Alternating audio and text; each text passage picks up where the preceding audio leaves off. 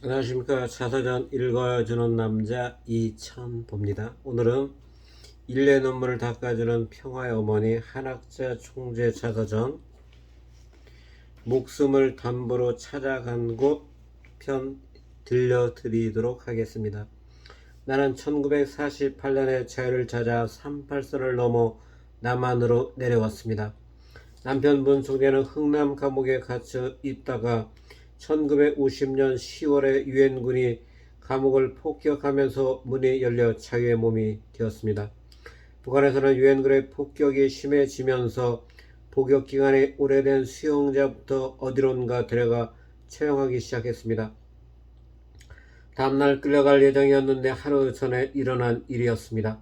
하늘은 그 절박함을 예면하지 않고 유엔군을 통해 문 총재가 남한으로 내려올 수 있도록 인도하셨습니다. 이후 1991년까지 나와 남편은 40여 년 동안 한 번도 고향에 가지 못했습니다.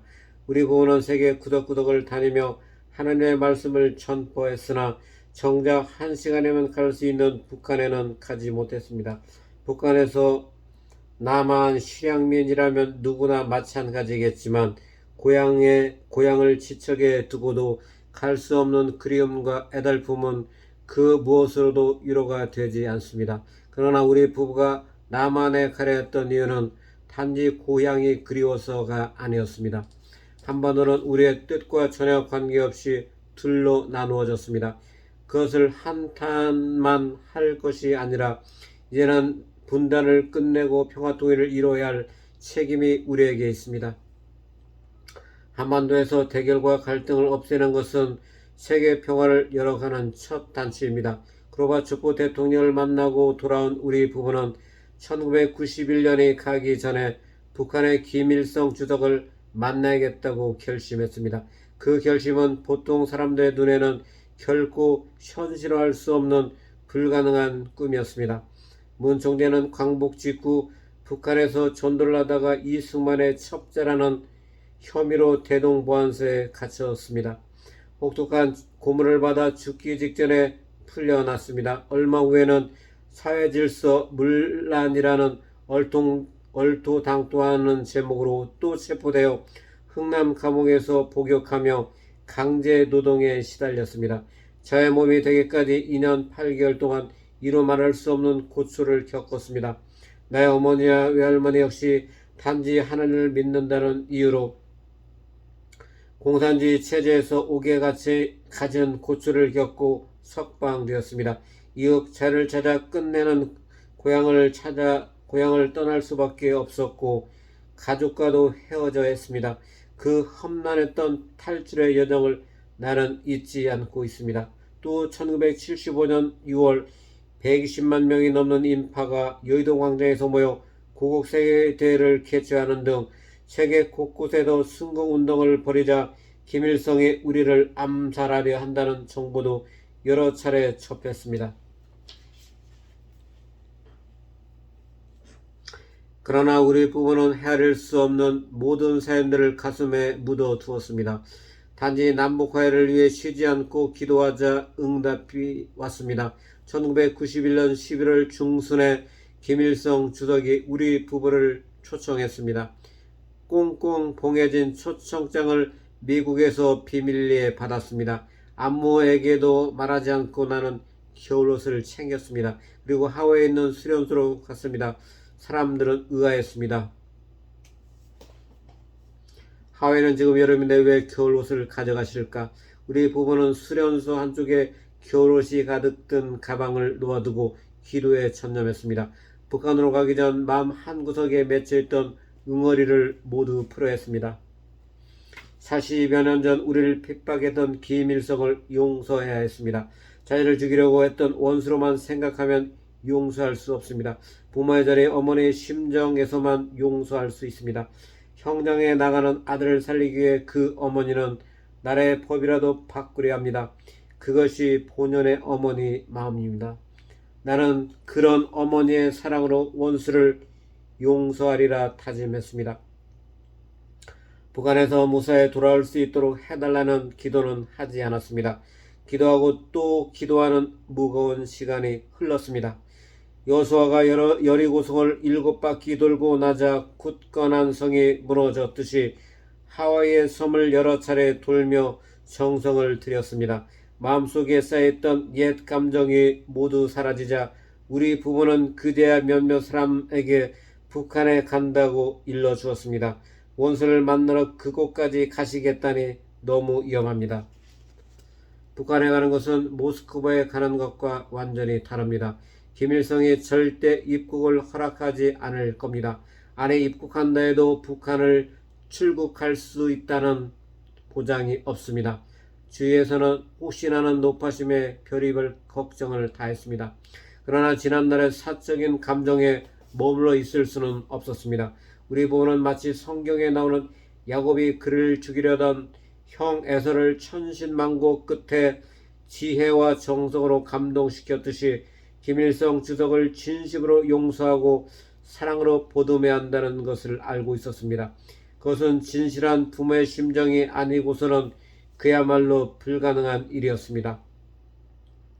며칠 후 우리는 담담한 마음으로 베이징으로 갔습니다. 공항 대합실에서 기다리자 북한 대표가 공식 초청 문서를 건네주었습니다. 초청장에는 평양의 관인이 선명하게 찍혀 있었습니다. 11월 30일 우리 일행은 김주덕이 보낸 조선민항 특별기 JS-215편을 타고 북으로 향했습니다. 비행기는 우리를 위해 남편의 고향인 정주 상공을 지나 평양으로 기수를 돌렸습니다. 비행기가 평안도를 지날 때 청천강이 내려다 보였습니다. 파란 물결이 마치 손에 잡힐 듯했습니다. 분명 우리 강도이건만 남북으로 갈라져 올 수 없었던 지난 40여 년의 세월이 통한스럽기만 했습니다. 평양 순안공항에 도착하자 차가운 겨울바람을 맞으며 남편의 혈육들이 기다리고 있었습니다. 남편은 우리 집사람이라고 나를 소개했습니다. 그들은 모두 할머니, 할아버지가 되어 우리 손을 잡고 하염없이 눈물만 흘렸습니다. 그러나 나와 남편은 울지 않았습니다. 가슴 속에서는 폭포 같은 눈물이 솟구쳤지만 입술을 깨물며 꼭 참았습니다. 우리는 모란관 초대소에 도착했고 남편은 북한 사람들을 앞에 두고 연설을 했습니다. 나와 남편은 평화 통일을 위해서라면 죽음도 불사하겠다는 각오였습니다. 다음날 우리 부모는 평상의 습관대로 새벽에 일어나 기도를 했습니다. 만일 영빈관에 감시 카메라가 있었다면 한반도 통일을 위해 울부짖는 그 기도가 모두 녹화되었을 것입니다. 아침을 먹고는 평양 시내도 둘러보았습니다. 3일째 만수대 의사당에서 한 연설은 이제 전설이 됐습니다. 주체 왕국인 북한의 심장부에서 주체 산업을 비판하고 김일성 주체 사상으로는 남북한을 통일할 수 없다. 통일교회가 제시하는 하나님주의 두익 사상으로만이 남북한이 평화적으로 통일되고 전 세계를 주도할 수 있는 나라가 된다고 큰 소리로 거침없이 말했습니다. 나아가 그들의 상투화가 된 한국전쟁은 북침이라는 주장에 대해 남침이라고 정면에서 통박했습니다. 놀라지 않는 사람이 없었습니다. 권총을 허리에 찬 북한 경호원들이 금방이라도 총을 빼들고 달려들 기세였습니다. 동행한 우리 식구들의 손과 등에는 식은 땀이 흘렀습니다. 그동안 나는 남편과 전 세계를 순방하며 각국 정상들을 많이 만났지만 평양 방문 때는 정말로 비장한 각오와 심각한 결의를 다지지 않을 수 없었습니다. 6일째 되던 날 헬리콥터 2대 나눠 타고 정주에 갔습니다. 김주석의 지시로 돌을 잘 닦아 두었고 양친 산소에 때를 입히고 비덕도 세워놓았습니다. 생가에는 페인트 칠을 하고 토방과 마당에 모래를 깔아 새로 단장했습니다. 남편은 부모님의 묘소를 찾아 꽃을 바쳤습니다. 나의 고향 안주 하늘이 아스라이 바라 보였습니다. 아늑하게 나를 품어주었던 고향집은 그대로 있을까? 뒤밭에는 요즘도 옥수수가 자라고 있을까? 왜 할아버지의 묘소는 어디에 있을까? 모든 것이 궁금했습니다. 그러나 나는 아무런 내색도 하지 않았습니다. 우리가 북한에 간 이유는 고향에 가고 싶어서도 아니고 금강산을 구경하고 싶어서도 아니었습니다. 김일성 주석을 만나 조국의 장래를 놓고 담판을 지으려 한 것입니다. 그 역사적 소명 앞에서 사사로이 내 감정을 내비쳐서는 안 되었습니다. 훗날 언젠가는 누구나 자유롭게 고향을 찾을 수 있는 날이 오리라 믿었습니다. 7일째가 되어서야 우리는 드디어 김 주석을 만났습니다. 함경남도 마전에 있는 주석공간에 들어서자 김 주석이 기다리고 있었습니다. 공간은 하얀 돌집이었습니다. 누가 먼저 할 것도 없이 남편과 김 주석은 서로를 반갑게 얼싸안았습니다. 김 주석은 한복을 입은 나에게 정중히 인사를 했습니다. 우리는 식사를 하면서 사냥이며 낚시 등 소소한 이야기들을 스스럼 없이 나눴습니다. 김 주석은 이듬해 계획된 3만쌍 국제합동 결혼식을 해당화가 아름다운 원산의 명사심리에서 하도록 추천했습니다. 원산항 기왕도 약속했습니다. 그러자 갑자기 할 말이 너무 많아져 이야기가 끊이지 않았습니다. 남편은 40여 년 만에 만나는 원수를 깊고 진한 사랑으로 품었습니다. 김 주석도 그 진정성에 감복해 회담 내내 밝은 모습으로 우리의 제안을 받아들였습니다. 그 시절 북한을 찾아가는 것은 그야말로 생명을 건 모험이었습니다. 문 총재는 공산주의자들이 제일 싫어하는 종교 창시자인 동시에 세계 제일의 승공 지도자였습니다. 그런 땅에 우리는 오직 하나님만을 의지하고 들어가 최고 통치자에게 천명을 받아들여야 한다고 충고했습니다. 우리의 방법은 합작 투자나 사업을 위해서가 아니었습니다. 세상에서 흔히 말하는 딴 마음을 품고 가지 않았습니다. 오로지 섭리의 뜻에 따라 진정으로 위하는 하나님의 마음, 참사랑을 품고 공산주의자를 깨우쳐 진정한 통일의 물꼬를 트기 위함이었습니다.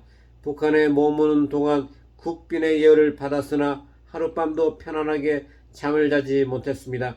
아직 통일을 이루지 못해 이산 가족들이 서로 애타게 그리워하는데 평양에 와서 편히 누워 잘 수만은 없었습니다.